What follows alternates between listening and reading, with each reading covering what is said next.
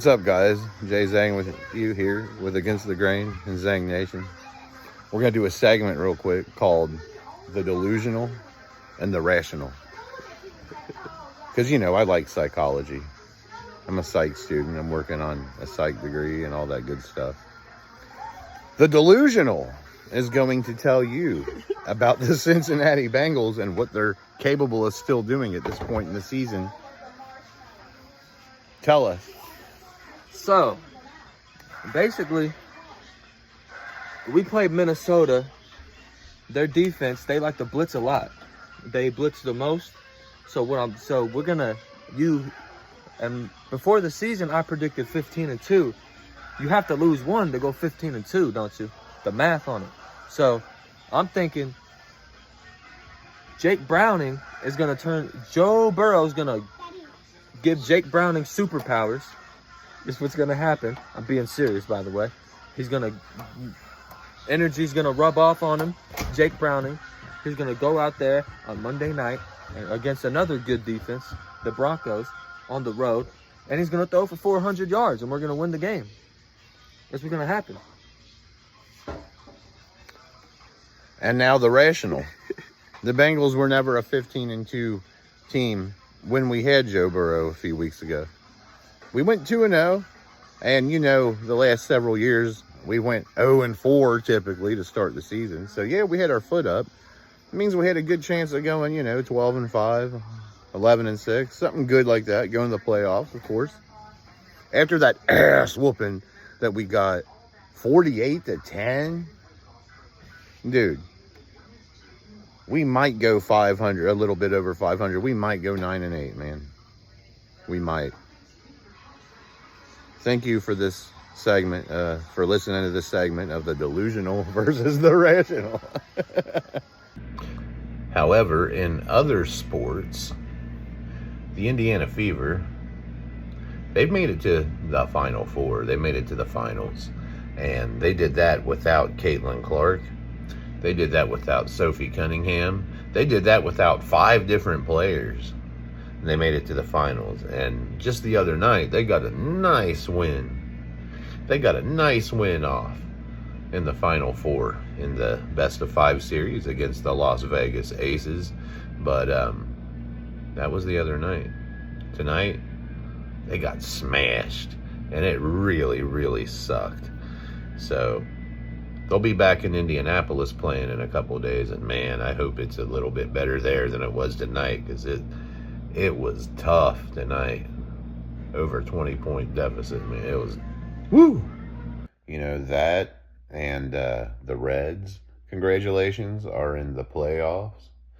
They got a play-in series. So congratulations to the Cincinnati Reds. And I'm not even going to talk about the Bengals. Not even going to talk about that 48. I'm not even going to talk about it. No. Instead, I'm going to look forward to this Saturday when the Bearcats play Kansas. Now, the Bearcats, it's hit or miss. I don't know what they're going to do. But I do know that Kansas beat the crap out of West Virginia. And I know that Cincinnati's traveling to Lawrence, Kansas for that game. It's a road game. So it's going to be tough. But this is when we're going to start to see what the Bearcats football team is really made of this year. What they're really made of this year. So. And that's pretty much it with sports, though. I'm going to talk about something going on hidden in Kentucky. It's a little too close for home for me, and really it makes me, because I'm in the Ashland region right now, and just about an hour away, just about 60 miles down the road, there's a lot of stuff going on in Pike County that I didn't know about down in the Pikeville area. And that's scary to know that there's this much corruption going on that close to home. I don't know much about Boyd County. I really hope that Boyd County isn't corrupt like that, because that would suck. And that's the one thing that makes me miss, the Dayton area, Cincinnati area, is it's too big for that type of corruption. It's not, we're all best friends here. We only have 5 people in our town. So I'm going to play a clip of what's going on in the Pikeville region, and credits to this dude for pulling this together. He does that with a lot of cases. He's a former officer and stuff like that. Check it out. Good morning, Kentucky. Pike County today. Pike County. So this is going to be my first Pike County, I believe. I don't think I've done Pike County yet. But I had a court official. I'm not going to say any names. There's enough of them where you can't really tell which one did it. But they sent me a bunch of information on a case that's going on right now. And as I was reading it, I was like, this is the most ridiculous thing I've ever seen. How can so much corruption happen in one case? But it has. So let's go through it. So this is the case of Chad Blackburn that's currently going through the process right now. So on July 26, 2024, Chad was driving and he was in an accident where from the police report, so they're claiming something else, but I've run this by several officers that I know all over the place, and they said that the report that they gave is not going to be accurate. There was an accident. Chad was driving, and somebody pulled out in front of him, and he hit them. There was less than 3 seconds time to react. So the person here did not, either they thought they could beat it or they didn't see the car coming. So the report that I looked at isn't anywhere near accurate as to what I would have looked at as a former officer. So when this happened, the accident happened, the police that were on scene stated that that Mr. Blackburn was very cooperative. He was very calm. He was worried about the driver. The driver, which was Judge Wright and Pike County's mom. So she ended up passing at the scene. Unfortunately, anytime we have things like that happen, they're very unfortunate. So first, they came out and said, well, it's a DUI. They took Mr. Blackburn to the hospital and had him do blood work and all that. Chad was on his way back from Tennessee. They were on vacation. The whole family was. So I don't know. This toxicology report seems to be a giant mystery. No one's looked at it. So even there's no discovery with it in there. Nobody has seen this magical toxicology report. No cops or EMT showed up for 10 minutes after the accident happened. So that would have given Mr. Blackburn enough time to where, hey, if I had anything in my car, I should probably get it out because I'm going to be in big trouble. But that didn't happen.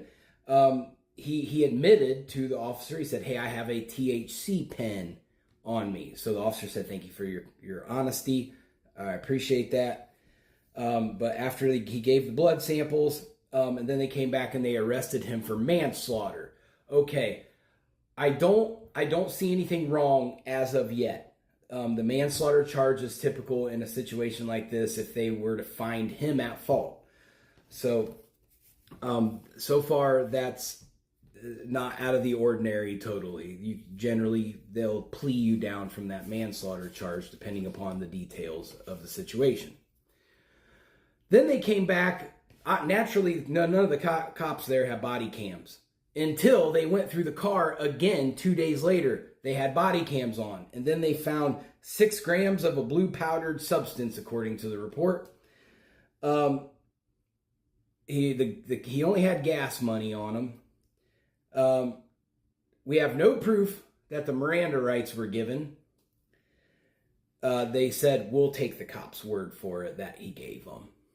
Okay. So the first judge that he went in front of was a judge named Tommy May. Now, Tommy May at first was asked by Mr. Blackburn's attorney to recuse himself because of the personal relationship between Judge May and Judge Wright, whose mom is the victim. He refused. And so they kept pushing the issue. There's lots of proof. I've gone through all of these people's Facebook pages and found tons of pictures of them doing things together. And there's a conflict of interest there. So eventually it does happen. But he was being an asshole. And he's like, well, I'll just send you up to my friend, Judge Coleman. And which is Eddie Coleman. So yeah, so it did happen. But then Coleman's got just as many, if not more, conflicts of interest. Judge Wright's mom and Judge Coleman's, God rest her soul, deceased wife, were kicking it together all the time at these women's clubs. So there's more conflicts of interest. You see, there's pictures after pictures of these two together. This case the venue should have been moved. But they pressed that issue, and then the judge said, well, it doesn't matter. I got friends everywhere. It doesn't matter where you go. Which is a threatening statement on a judge. That's an unethical statement. He's supposed to be a moderate bystander until the time of sentencing or during the course of the case to correct out-of-line issues. So he's not doing that. He's clearly stuck his foot in the ground and has chosen a side. There's a partisan problem here. So this case should have been moved out of that jurisdiction. I don't care where they moved it to. It should have been moved out of Pike County. Whether or not Mr. Blackburn did anything or not, now this case gets crazier.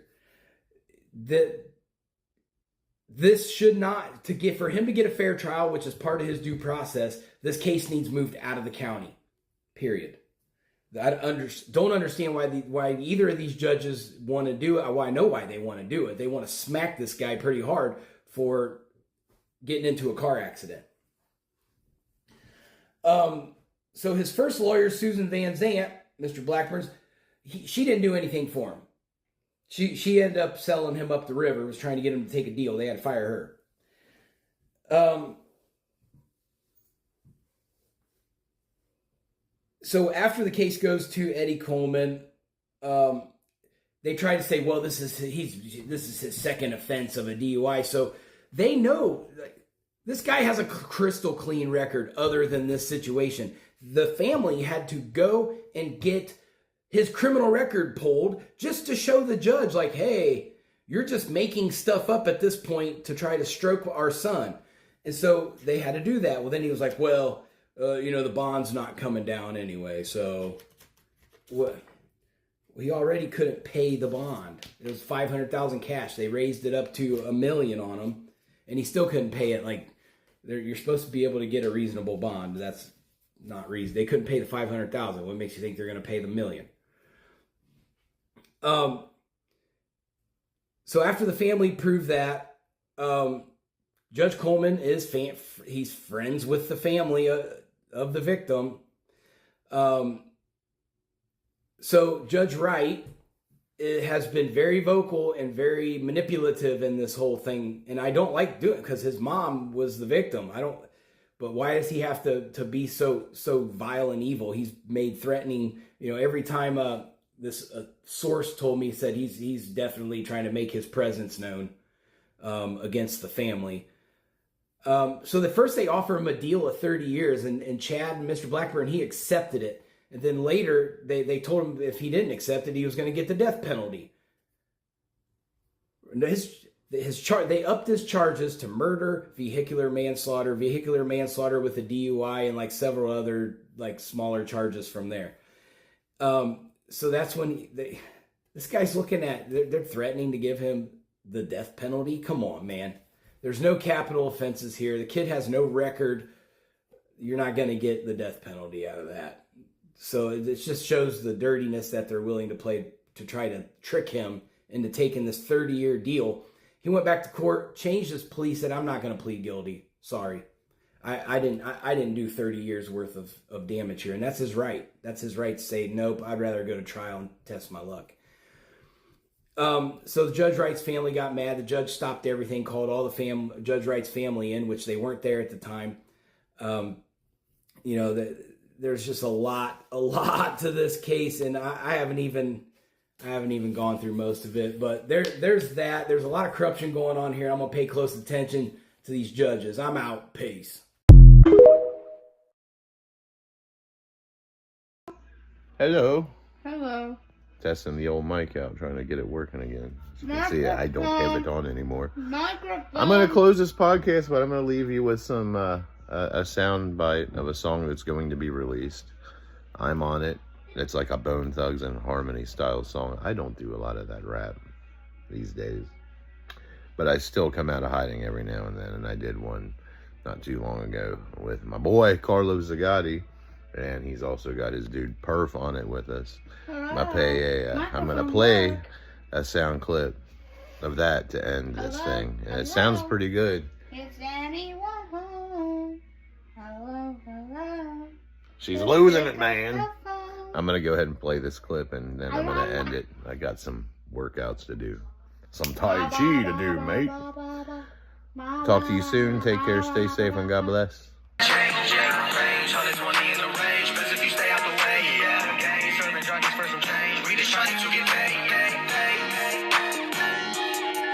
Trying to get paid. Down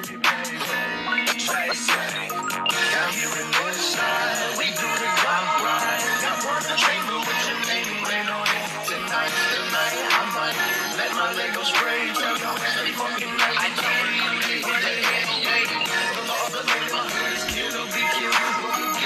Like being killed, shoot your ass in a piece be still. As a blood and stills, I hold my 40 up in the sky. Then hop on my all-black Chevy Cruze as I hit your ass down your drive. That's right. All black Cruze is an all-black Pontiac vibe. With my lemonade, I'm sipping on the line.